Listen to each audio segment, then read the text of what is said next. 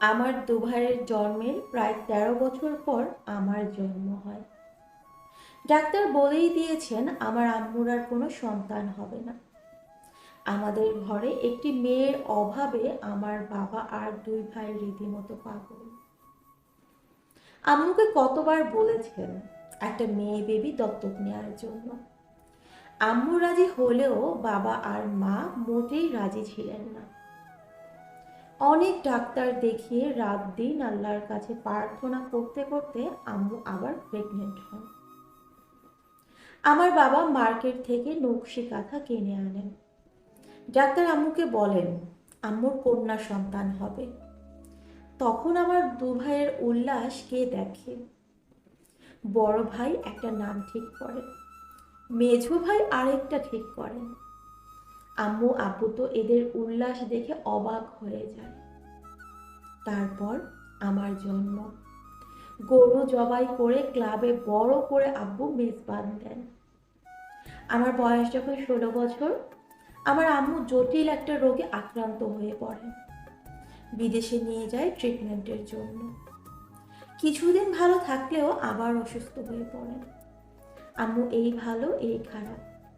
সকালে ভালো থাকলে দেখা যায় কি বিকেলে অসুস্থ হয়ে যায়। বিকেলে ভালো থাকলে রাত হতে হতে ক্লিনিকে নিয়ে যেতে হয়। একদিন আম্মু বড় মামাকে হঠাৎ জরুরিভাবে বাসায় আসতে বলেন।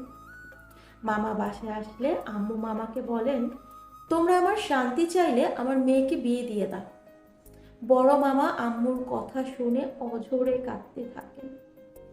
তখন আমি ইন্টার সেকেন্ড ইয়ারে। মামা কিছুটা রাজি হলেও আব্বু আর ভাইরা কোনো অবস্থাতেই রাজি না এই অল্প বয়সে আমাকে বিয়ে দিতে। আম্মু অসুস্থ হয়ে যাবার পর থেকে শুধু একটাই চিন্তা, আমি মারা গেলে আমার মেয়ের কি হবে। আমার মেয়ে কাকে জড়িয়ে ধরে ঘুমাবে। আসলে পৃথিবীতে সব কিছু শেষ থাকলেও সন্তানের জন্য মায়ের চিন্তার কোনো শেষ থাকে না। প্রতিটি মাই এমন দয়ার ভাণ্ডার। দিন দিন আম্মুর অবস্থা খারাপের দিকে যেতে লাগলো। লাস্টে আম্মুকে আবার দেশের বাইরে নিয়ে গেলে ওখানে ডাক্তাররা বড় ভাইয়াকে বলে দিয়েছেন আম্মু আর বেশি দিন বাঁচবে না। ডাক্তারের কথা শুনে ওখানে ভাইয়া বারবার অজ্ঞান হয়ে পড়েন। কিন্তু দেশে এসে ভাইয়া কাউকে কিছু বলেননি। প্রায় সময় ভাইয়াকে লুকিয়ে লুকিয়ে কাঁদতে দেখতাম। প্রতি রাতে আমি আমার আম্মুর পাশেই ঘুমাই। সেদিনও আমি আমার আম্মুর সাথে ঘুমিয়েছিলাম। আম্মু আমাকে বলছেন জীবনে যত কষ্টই আসুক কখনো সুদের সাথে লিপ্ত হবে না। আর যতই ব্যস্ত থাকো কখনো ফরজ নামাজ কামাই করবে না। অসহায় মানুষদেরকে সাহায্য করতে না পারলেও অন্তত মাথায় হাত দিয়ে সান্ত্বনা দিতে চেষ্টা করবে।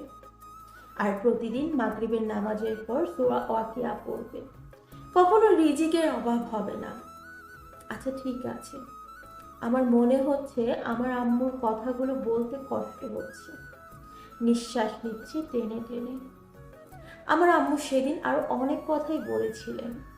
প্রতি রাতেই বলেন, তবে সেদিন একটু বেশি বলেছেন। আমি কখন ঘুমিয়ে পড়েছি আম্মুর পাশে। মধ্যরাতে ঘুম ভেঙে দেখি আম্মুর নিঃশ্বাস ফেলতে কষ্ট হচ্ছে আর প্রচুর ঘামাচ্ছে। আম্মুর এই অবস্থা দেখে আমি চিৎকার দিয়ে উঠি। বাসায় আমি আর বুয়া ছাড়া আর কেউ নেই। তাড়াতাড়ি বড় মামাকে ফোন করি। বড় মামার গাড়ি আছে, উনি তৎকালীন গাড়ি নিয়ে চলে আসেন। আম্মুকে ক্লিনিকে নিয়ে যাই। ডাক্তার বলেছেন আইসিইউ লাগবে, কিন্তু কোথাও আইসিইউ বেড খালি নেই।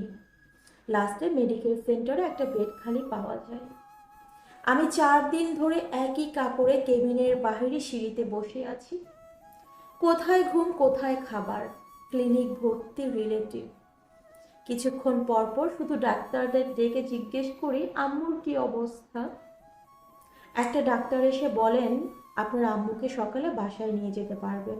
আপনি 4 দিন ধরে এভাবে বাহিরে পড়ে থাকলে আপনিও অসুস্থ হয়ে যাবেন, আপনি বাসায় চলে যান। সত্যি আম্মুকে বাসায় নিয়ে যেতে পারবো? হ্যাঁ পারবেন। অনেকটা জোর করে ডাক্তার আর ভাইয়া মিলে আমাকে বাসায় পাঠিয়ে দেয়। আমি বাসায় এসে সোফায় পা দুটো তুলে বসে আছি। আম্মু ছাড়া পুরো ঘর যেন শূন্য। রাত ৩টা বাজে। একের পর এক কাজিনরা সহ পাড়া প্রতিবেশী বাসায় আসতে শুরু করলো। কি ব্যাপার আপু, তোমরা এত রাতে? আম্মু তো সকালে আসবে, তোমরা এত রাতে কেন এসেছো? কারো মুখে কোনো কথা নাই। কিছুই তো বুঝতে পারছি না কি হলো। আম্মু কেমন আছে জানার জন্য আমি ভাইয়াকে ফোন দিই। ভাইয়া লাইন ডিসকানেক্ট করে দেয়। কিছুক্ষণ পর অ্যাম্বুলেন্সের সাউন্ড কানে আসতে লাগলো। আমি সিঁড়ি বেয়ে দৌড়ে গিয়ে দেখি আমার আম্মু সাদা কাপড়ে পুরো শরীর ঢেকে আছে। আম্মু আমাকে আল্লাহর থেকে খুঁজে নিয়ে আজ আমার আম্মু আমাকে ছেড়ে আল্লাহর কাছে চলে যায়। মায়েরা চলে যাবার সময় একটুও চিন্তা করে না সন্তানের কথা। যেদিকে যাই শুধু শূন্যতা আর শূন্যতা। পুরো পৃথিবী যেন অন্ধকার। এই জগতে আপন বলতে যেন আর কেউ নেই। আম্মু ছাড়া আমার কাছে এক একটা সেকেন্ড যেন এক একটা ঘন্টা, আর এক একটা ঘন্টা যেন এক একটা দিন। কানে বাজে শুধু আম্মুর কণ্ঠ আমাকে যেন ডাকছে। আমি অনেকবার যে আম্মু বলে নিজে নিজে সাড়া দিই। অন্য রুম থেকে ভাইয়া দৌড়ে এসে আমাকে জড়িয়ে ধরে। আমি জানি না জীবনের অবশিষ্ট দিনগুলো কিভাবে পার করব। চারিদিকে শুধু আম্মুর প্রাণ, কিন্তু আম্মু নেই।